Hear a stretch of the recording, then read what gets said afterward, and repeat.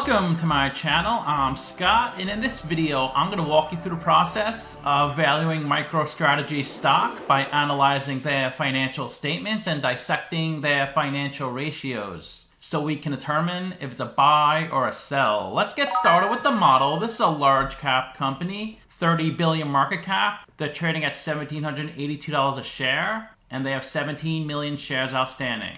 MicroStrategy provides business intelligence, mobile software, and cloud-based services. It develops software to analyze internal and external data in order to make business decisions and to develop mobile apps. It is a Bitcoin proxy due to its massive holdings of the cryptocurrency. They've been buying a lot of Bitcoin over the years. Let's take a look at their financials. The way you value a company is you estimate the free cash flows into the future and then you discount those numbers back to today's value. That's what we're doing in this video. And free cash flow is cash flow from operations minus capital expenditures. It's going to be really hard to value this company because they have negative free cash flow every year. It was only negative 300 million in 2022, but negative 2 billion in 2023. Net income is the profit or loss on the income statement. It's revenue minus expenses. That's also negative each year, except in 2023. They did have a positive over 400 million.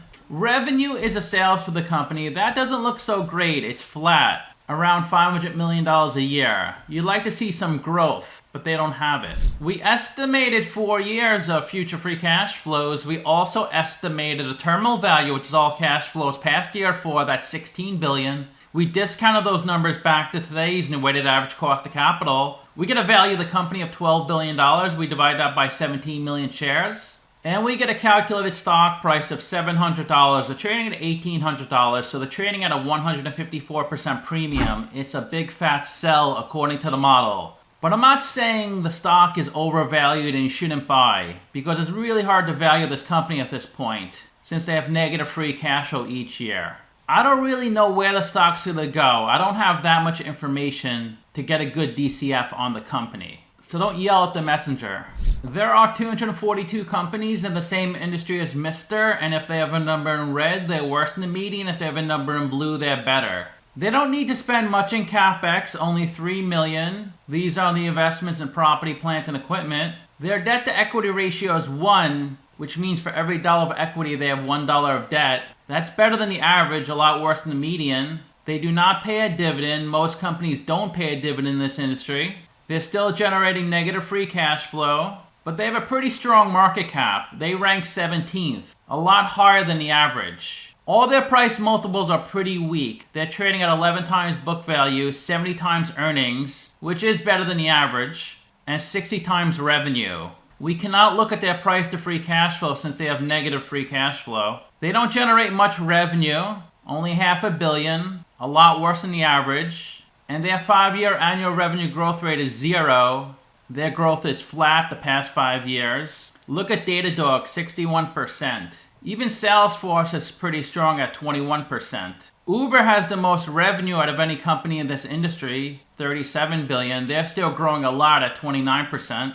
If you somehow put $10,000 into this company 10 years ago, you'd be at almost $140,000 today. That's a 1,300% total return, a 30% annual return. But if you did put $10,000 into them 10 years ago, after about 7 years, you would have been down or flat. It wasn't until recently the stock boomed. That's probably because of their Bitcoin holdings. Let's take a look at their 10K. We'll start with their income statement. They provide 3 years, 2021, 2022, and 2023. You can see their revenue is pretty much flat, $500 million a year. Product licenses is going down. That was over 100 million in 2021, down to 75 million.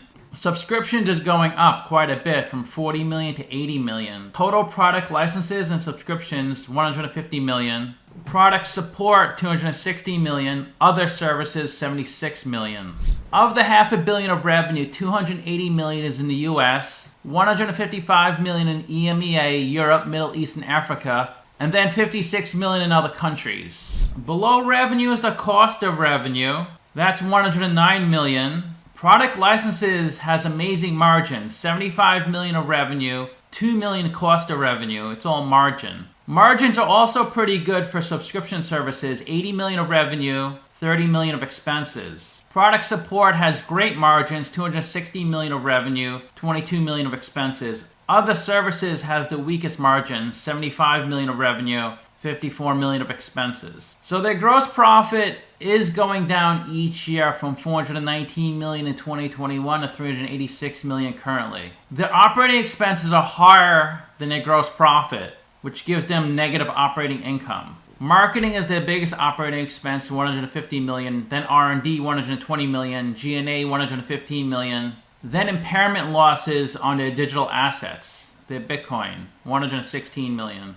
They spent 49 million of interest on their debt. They had a gain of 45 million from the extinguishment of debt. But the only reason they have positive net income for 2023 was this gain on income taxes. They had a gain of 550 million. Last year they had to pay 147 million of taxes. They are diluting their shareholders. They had 10 million shares outstanding in 2021, then 11 million, then 14 million. Their diluted shares outstanding are even higher, close to 17 million. That was in my DCF model, 17 million shares outstanding.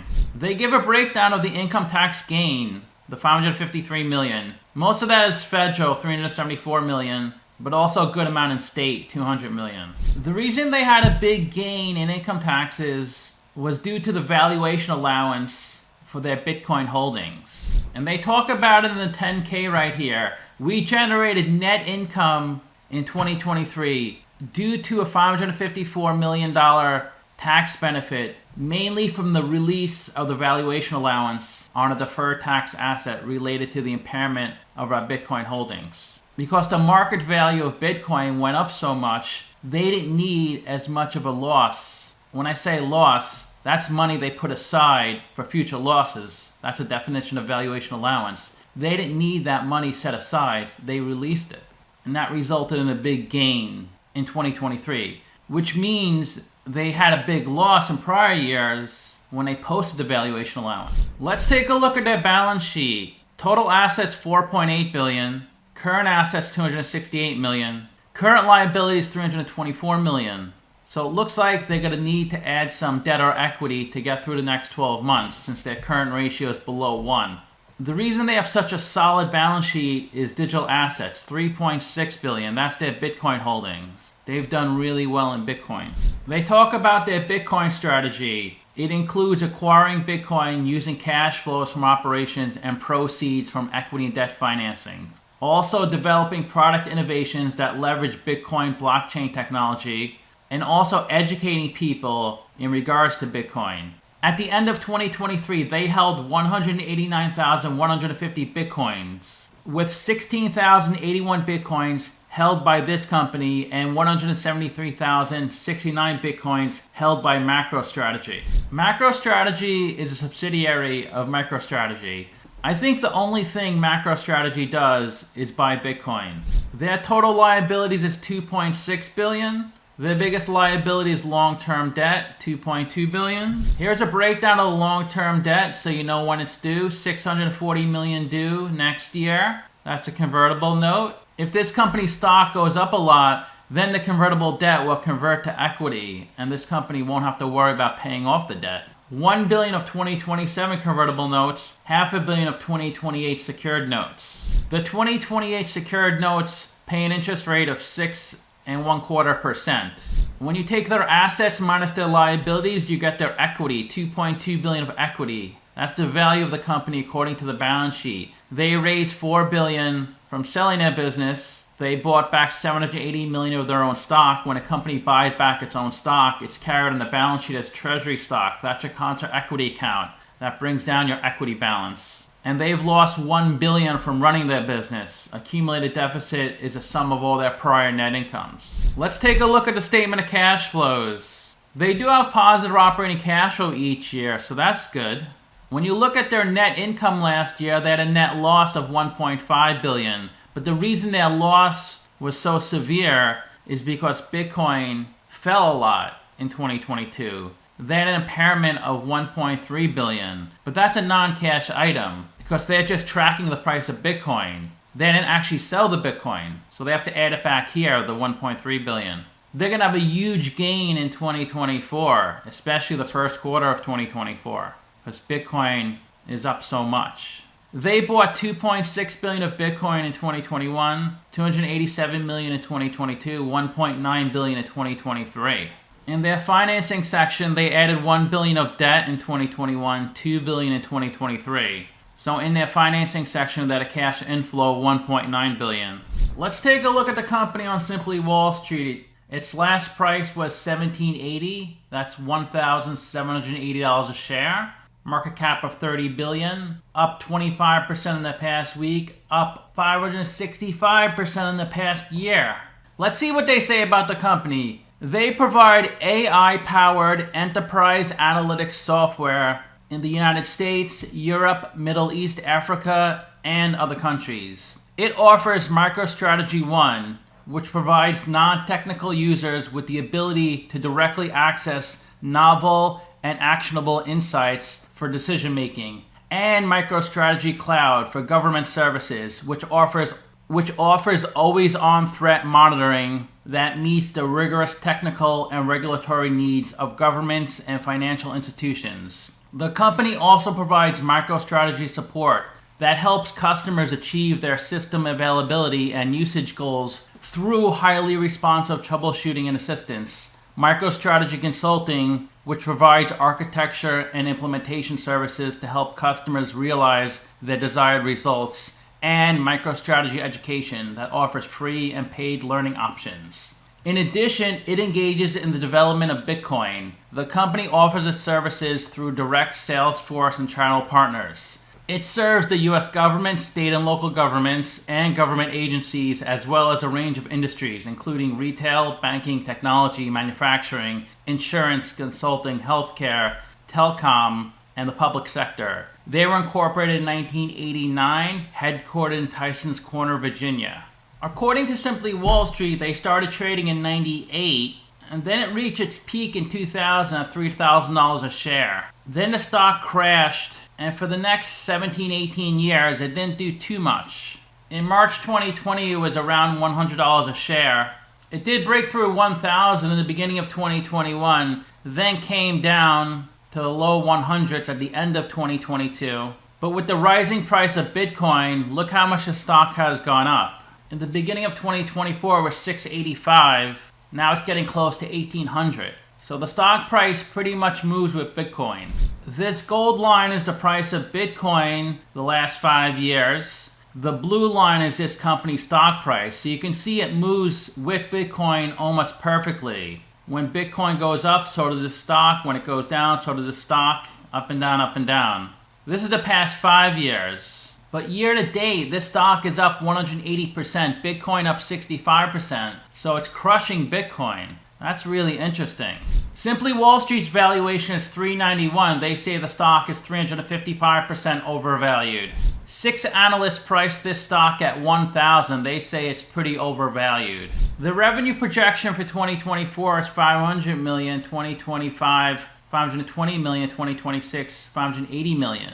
Their revenue was higher in 2013, $557 million. It peaked at close to $600 million in 2014.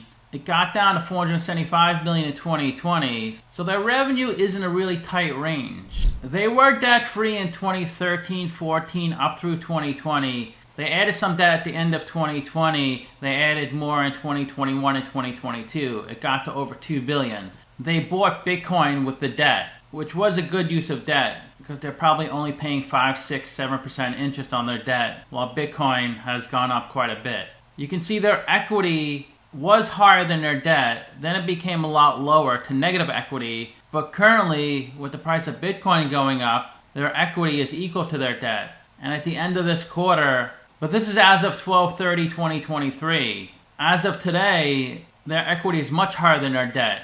But as of today, in March, their equity is much higher than their debt, because Bitcoin has gone up a lot in the first quarter of 2024. The CEO's salary in 2017 was $575,000. It was over $900,000 in 2022. Total compensation $20 million. Tenure as CEO 3.7 years. In the past year, there's been some insider selling, no buying. 51% of the companies held by institutions, 37% by the general public, and 12% by insiders. The founder, Michael Saylor, is the biggest shareholder at 12%. Then Capital Research at 10%, Vanguard, BlackRock, Fidelity, Citadel, and Morgan Stanley. Then you have a lot of other companies, Schwab, Shaolin Capital Management.